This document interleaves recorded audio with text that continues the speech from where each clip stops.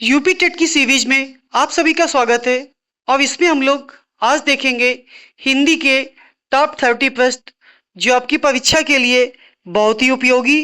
तो first question, इसमें आपको बताना है कि जो शयन है इसमें संधि कौन सी है। गुण है, यण है, वृद्धि या फिर अयादि। तो इसका जो सही आंसर होगा कि शयन में अयादि संधि है। नेक्स्ट क्वेश्चन, अब उसके पहले आप लोग देख ले कि यूपी टेट हिंदी 2026 के लिए 30 प्लस प्रश्नों की महत्वपूर्ण श्रृंखला, तो अंत तक बने रहे। शाश्वत का विलोम, शाश्वत का विलोम बताना है। स्थिर होगा, निश्चित होगा, नश्वर होगा या फिर अटल होगा। तो शाश्वत का मतलब सदैव होता है। अब इसका जो विलोम ऑप्शन के अकॉर्डिंग ऑप्शन सी नस्वर इसका विलोम होगा। तो इसे आप लोग याद कर लेंगे कि शाश्वत का विलोम नस्वर होगा। ऑप्शन सी आपका करेक्ट आंसर। नेक्स्ट क्वेश्चन, सस्य मुख पर घूंघट डाले, इसमें आपको बताना है कि अलंकार कौन सा है। फिर से सुन लीजिए, सस्य मुख पर घूंघट डाले, इसमें अलंकार बताना है आपका। तो इसका जो आंसर होगा उपमा नहीं होगा, उत्प्रेक्षा ये भी नहीं होगा, यमक भी नहीं होगा। इसका आंसर ऑप्शन बी रूपक अलंकार, सस्य मुख पर घूंघट डाले में रूपक अलंकार होगा। नेक्स्ट स्लाइड, हितोपदेश में कौन सी संधि बतानी है। हितोपदेश, तो जैसा कि आप लोग जानते हैं जिसमें ओ की मात्रा होती है उसमें अधिकांशतः जो संधि होती है वो आपकी गुण संधि होती है। तो इस ट्रिक का आप लोग इस्तेमाल कर सकते हैं और देखेंगे 80% में यही होता है कि जिसमें ओ की मात्रा आ जाए वो आपकी गुण संधि होती है। तो नेक्स्ट क्वेश्चन, अंधा युग के लेखक, बहुत ही प्रसिद्ध पुस्तक है ये अंधा युग, और इसके लेखक बताने हैं आपको। तो इसके जो लेखक है वो आपके धर्मवीर भारती है। तो इसे याद कर लेंगे, ऑप्शन सी आपका करेक्ट आंसर होगा। फिर से रिपीट कर रहे हैं, अंधा युग एक मोस्ट इंपॉर्टेंट पुस्तक यूपी टेट 2026 के लिए, और इसके लेखक धर्मवीर भारती को याद करेंगे। ऑप्शन सी करेक्ट आंसर होगा। अग्नि का विशेषण बताना है आपको। अग्नि का विशेषण क्या होता है। आगे नहीं होगा, आग्नेय। तो आग्नेय ऑप्शन बी आपका करेक्ट आंसर होगा कि जो अग्नि का विशेषण वो आग्नेय होता है। नेक्स्ट स्लाइड, पल का पर्यायवाची शब्द नहीं है। पटल, लम्हा, क्षण। देखिए इसमें लम्हा शब्द 2 बार आ गया, लेकिन ये आपका पल का पर्यायवाची होता है। जो नहीं है वो ऑप्शन ए पटल पल का पर्यायवाची नहीं होगा। इसमें से बताना है कि भाववाचक संज्ञा नहीं है। गिरना ये आपकी भाववाचक है, जंगली भाववाचक है, कूदना भी भाववाचक है, लेकिन चाल ये आपकी भाववाचक संज्ञा नहीं है। तो ऑप्शन ए करेक्ट आंसर। अभिज्ञ का विलोम बताना है इसमें। अभिज्ञ का विलोम क्या होगा। विज्ञ होगा, अनर्थ होगा, अनभिज्ञ होगा या अनय होगा। तो क्या होगा इसका सही आंसर। तो अभिज्ञ का जो विलोम है वो आपका ऑप्शन सी अनभिज्ञ। जब तक सांस है तब तक आस, ये जो मुहावरा है इसका जो अर्थ, तो आप लोग याद कर लेंगे। इसका जो अर्थ होता है जीवन पर्यंत आसानित रहना। ये किसका अर्थ होता है। तो जब तक सांस है तब तक आस है, इसका अर्थ होता है कि जीवन पर्यंत आसानित रहना। मुहामुंह में समास आपको बताना है। तो मुहामुंह में जो समास होता है कर्मधारय नहीं होगा, तत्पुरुष भी नहीं होगा, द्विगु भी नहीं होगा। मुहामुंह में अव्ययभाव समास होगा।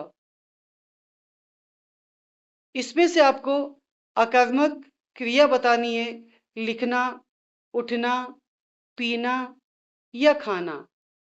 तो चारों ऑप्शन में से आपको बताना है इसमें आकर्मक क्रिया कौन सी है। तो ऑप्शन बी उठना आपका करेक्ट आंसर होगा। उड़ती चिड़िया के पंख गिरना। उड़ती चिड़िया के पंख गिरना, इस मुहावरे का सही अर्थ क्या होगा? तो इसका जो सही अर्थ होगा ऑप्शन बी अनुभवी होना। उड़ती चिड़िया के पंख गिरना, इसका जो अर्थ है वो अनुभवी होना। कृसान किसका पर्यायवाची है? तो आप लोग समझ लीजिए कृसान किसको कहते हैं? तो ये आग को कहते हैं। तो ऑप्शन ए अग्नि जो होगा वो इसका सही पर्यायवाची होगा। वो मेरे घर आया करता है, इसमें से क्रिया बतानी है आपकी कौन सी क्रिया है?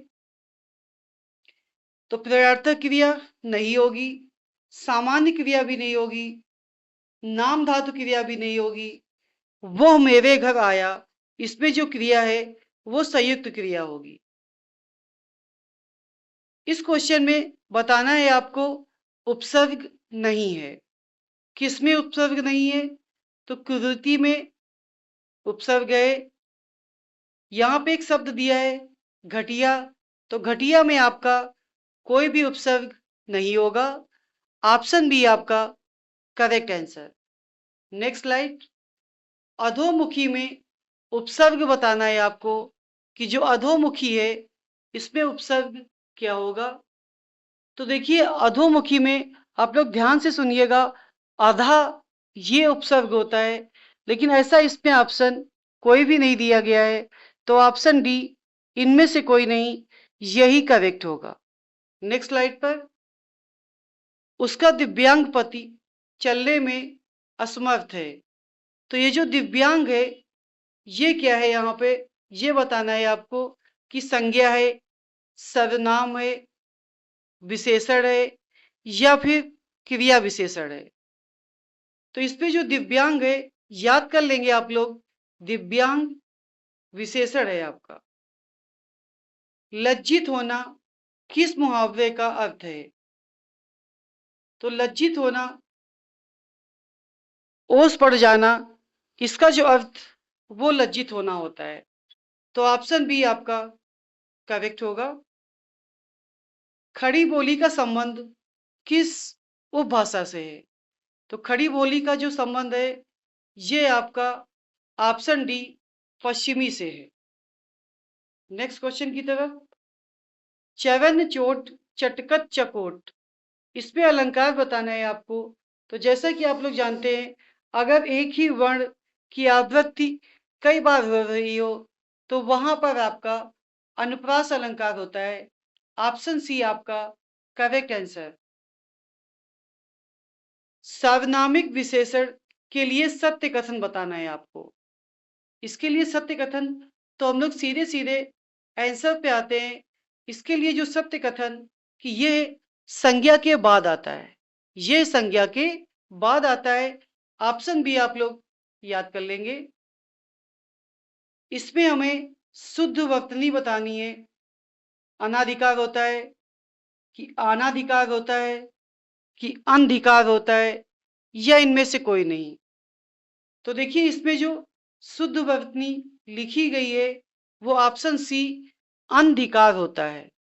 फिर से सुन लीजिए, ऑप्शन सी अनधिकार होता है, ये शुद्ध वर्तनी है।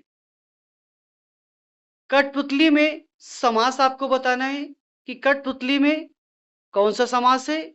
तत्पुरुष, द्विगु, कर्मधारय या बेभव। तो इसका जो करेक्ट आंसर कठपुतली में तत्पुरुष समास है। इसमें आपको स्थान के आधार पर मूर्धन्य व्यंजन बताना है कौन से होंगे। तो जैसा कि आप लोग देख रहे होंगे कि इसी स्लाइड पे आंसर भी दे दिए गए। तो ऑप्शन सी ड व ढा, ये दोनों आपके मूर्धन्य व्यंजन हैं। जिसके पास घर न हो उसके लिए एक शब्द क्या होगा? तो इसका जो सही आंसर ऑप्शन सी, कि जिसके पास घर न हो उसके लिए अनिकेत शब्द का प्रयोग करते हैं। इसमें से हमें तत्सम बताना है, ढीठ, तीन, पिटारा या फिर जल। तो इसका जो सही आंसर जल आपका तत्सम शब्द है। कलेजा छलनी करना, इसमें मुहावरे का अर्थ क्या है? तो ऑप्शन बी, ताने मारना, ये कलेजा छलनी करना मुहावरे का अर्थ है। सीता चंद्रमा के समान सुंदर है, मैं चंद्रमा का पर्यायवाची क्या होगा? तो इसका आंसर तो ऑप्शन सी आप लोग देख रहे होंगे, ऑप्शन सी सोम इसका सही आंसर होगा। लेकिन आप लोग बता दीजिए कि जो शशिधर है ये किसका पर्यायवाची होता है? शशिधर आपसे क्वेश्चन पूछा गया है, तो इसका जो जवाब ये शिव का पर्यायवाची होता है। रीजना का विलोम क्या होगा? तो रीजना का विलोम ऑप्शन ए खींचना होगा। तो ये आपने देखा कि टॉप 30 प्लस क्वेश्चन जो टेट एग्जाम के लिए बहुत ही महत्वपूर्ण। नेक्स्ट क्वेश्चन और लास्ट क्वेश्चन, गुलर का फूल होना, इसका जो सही अर्थ है वो आपका है लापता होना। तो ये थे टॉप 30 क्वेश्चन। आप लोग बने रहे चैनल के साथ। धन्यवाद।